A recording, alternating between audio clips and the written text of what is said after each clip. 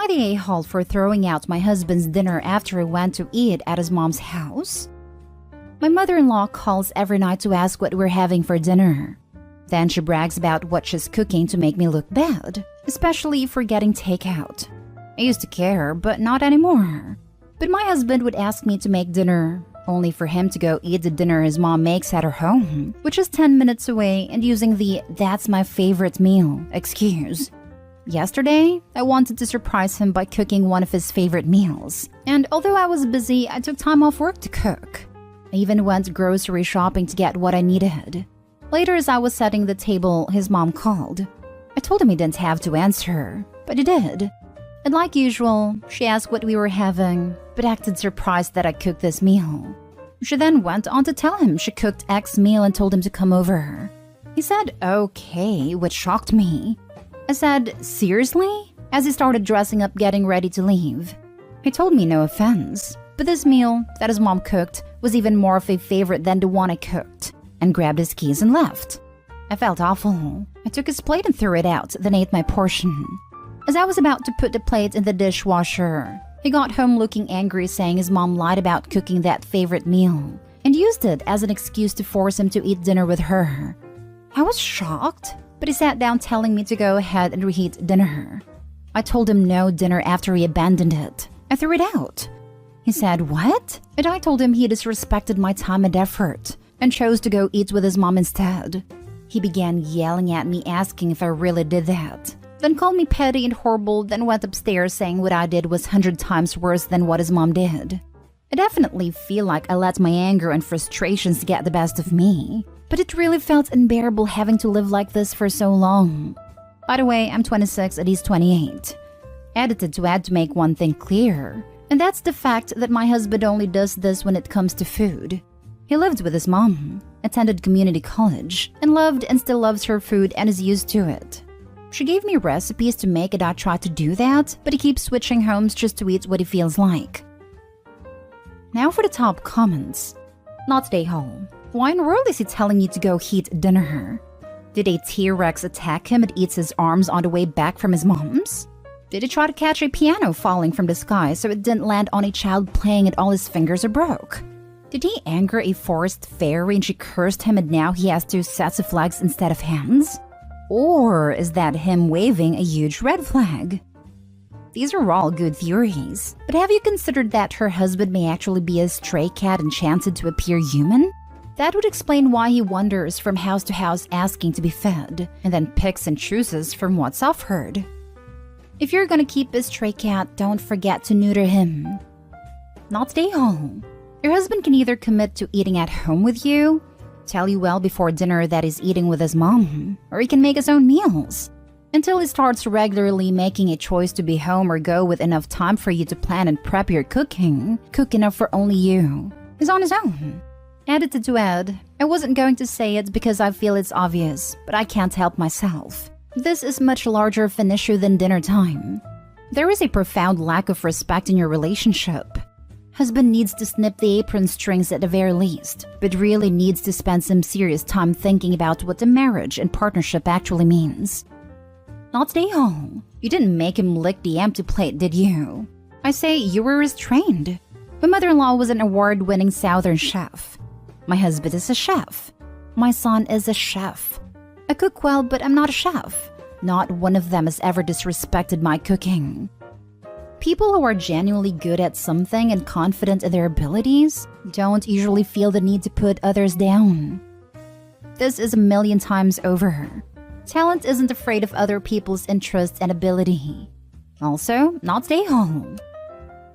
Next story is titled, Am I the a-hole for my reasons of no +1s on my wedding, causing several people not to attend? I'm getting married, and like every other bride, I too have certain rules I want for my wedding to go smoothly. One of them is the no +1s rule. Only people named in the invitation are invited. The criteria I have for people who will get to bring their partners are 1. Both me and my fiancé know of your partner and have met them. If I know your partner and my fiancé doesn't, that disqualifies them and vice versa. 2. If I'd personally go to dinner with you and your partner.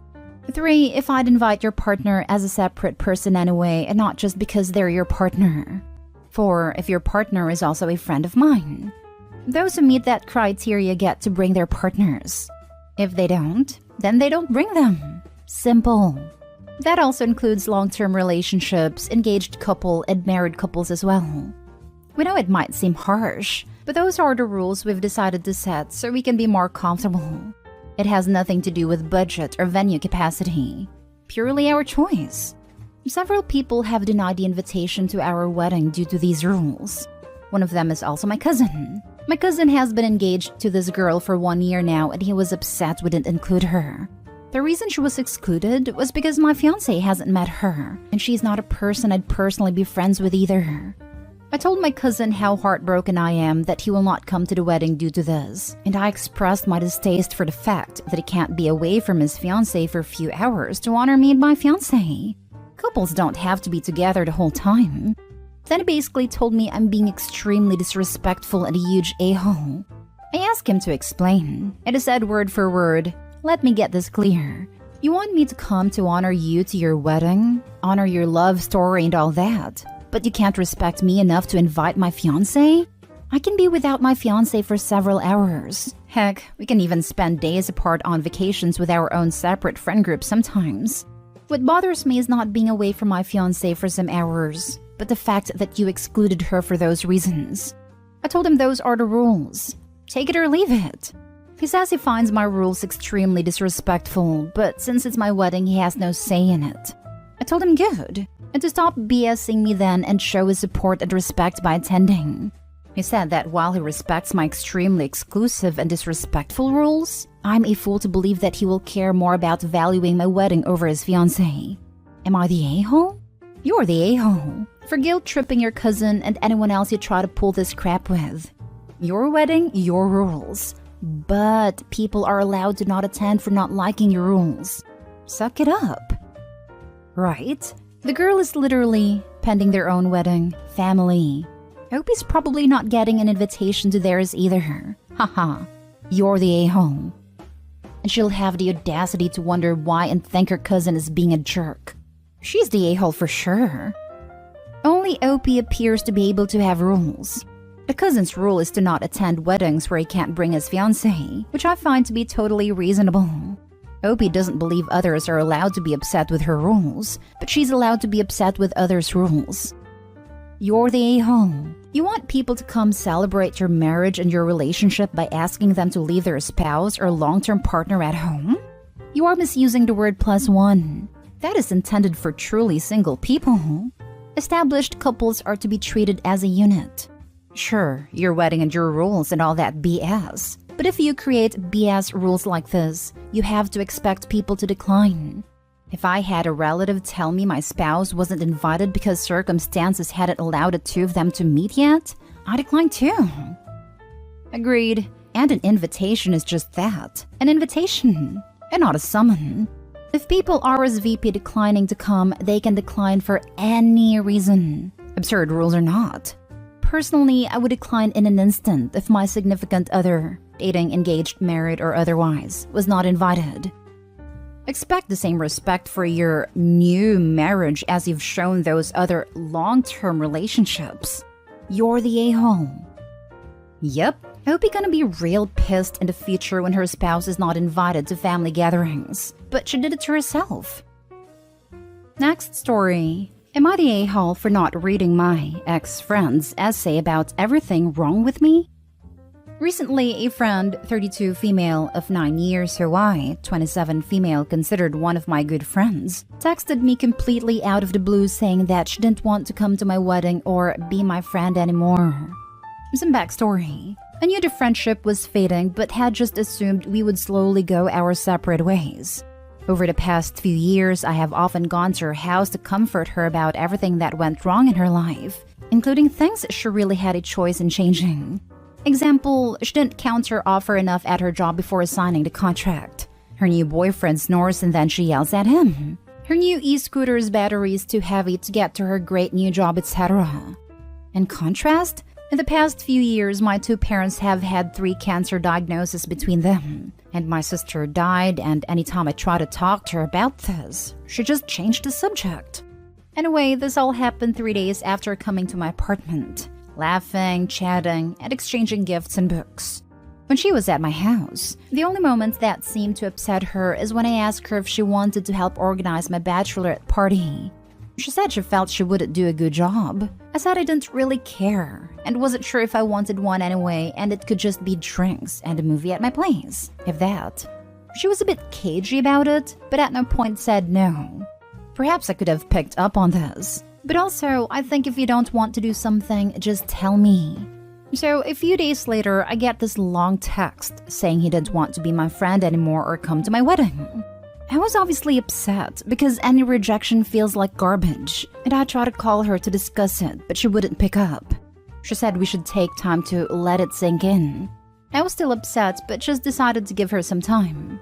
After a day or two, I realized that anyone who would act like she did with no explanation wasn't someone I wanted to be friends with anyway. 5 days later, she messages to say she has written an essay on all her issues with me that I won't like. Also, that it is too big to send by WhatsApp, frequently used in Europe for texting, so she will email it to me? This was accompanied by a lot of smiley emojis and friendly exclamation marks. I told her not to send the essay because I wouldn't read it as I no longer wanted anything to do with her, and I blocked her on WhatsApp. She then sent me green texts telling me I wouldn't grow if I didn't read this essay and that I was selfish. I then blocked her and everything. I'm sure I wasn't fully in the right, but the way she dealt with this whole situation seems completely wild to me. Am I the a-hole for not reading her letter? Now for the comments. The fact that this person thinks it's appropriate to send you an essay detailing everything they think is wrong with you tells me that you're not a problem here. Not the a-hole. But how will she ever grow as a human unless she reads the essay? Maybe she decides to grow as a mildly annoyed duck. Who are you to decide her career? Yeah, you're not the a-hole. Your friend has ended this and now seems to be telling you you're the problem? I wouldn't want to hear it either, so you're completely correct to ask for it not to be sent. People like that seem to believe they are better than everyone else and are never to blame for anything. In my experience, they usually are the main cause of most issues and actually have very warped sense of self and the world around them. She sounds jealous of you and is trying to rain on your parade. Not the a-hole. Not the a-hole. Friends don't need to break up with long dramatic text messages or essays. They can just stop hanging out. If she just wants drama, she can go watch Netflix or something instead.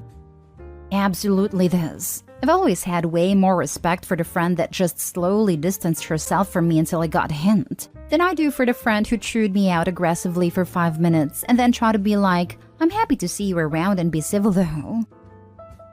Last story. Am I the a-hole for saying I'll drop out as a groomsman over my sister's wedding if she includes our mom's ex? My mom and I raised my younger sisters and I, now 24 female, 26 female, and 32 male, mostly alone. When we were really young, there were some POS boyfriends including my bio dad, but when we were 0, 2, and 8, she moved us to a new town and started fresh, just a single mom. But when we were 8, 10, and 16, her boyfriend/partner Henry also moved in with us part-time and eventually full-time.